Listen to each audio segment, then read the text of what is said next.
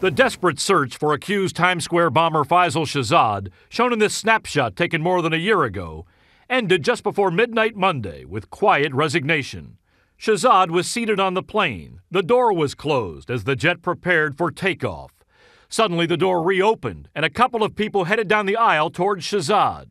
Sources say without any prompting, Shahzad looked up and calmly asked, "What took you so long? I was expecting this. Are you FBI or NYPD?" A Customs and Border Protection officer just pointed to his uniform. The manhunt was over. And they said, "You have to come with us, sir." And he was escorted out of the plane by three officers, by three policemen. But the larger investigation is still going full throttle. Shahzad continues to maintain that he alone was behind the plot to bomb Midtown Manhattan. So far, the FBI has found no evidence to disprove that claim. Investigators are checking out Shahzad's friends, neighbors, and others in Connecticut, and they're looking at Shahzad associates who are being rounded up in Pakistan. But a law enforcement official says to this point, we have not identified anybody we can implicate in the New York plot. Shahzad claims he was schooled in explosives at a Pakistani terror camp, but sources say investigators have not been able to verify that. The crude nature of the device he left in the smoking SUV showed little evidence of training, and sources say it's not consistent with the kind of bombs that we usually see from Islamist extremists. This individual may have been trained, but he wasn't trained very well. This was a sloppy, amateurish device that had multiple points of failure. Shahzad's motive also remains unclear. He's told interrogators he's upset with U.S. policies, which he feels unfairly target Muslims.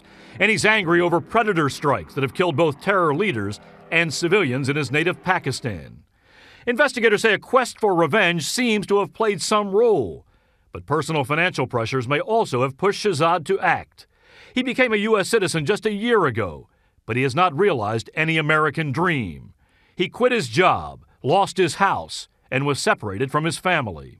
While the FBI builds the criminal case, the Department of Homeland Security is tightening a screening loophole that allowed the suspected bomber to get on the plane.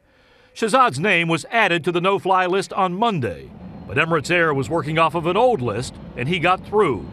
Now airlines are being required to check every 2 hours for no-fly additions. Now, the government disputes the popular notion that he nearly got away. Officials say CBP customs officers had his name, they did their job, and they got their guy. Katie? Meanwhile, Bob, why do you think he's being so cooperative? It seems like this guy can't stop talking.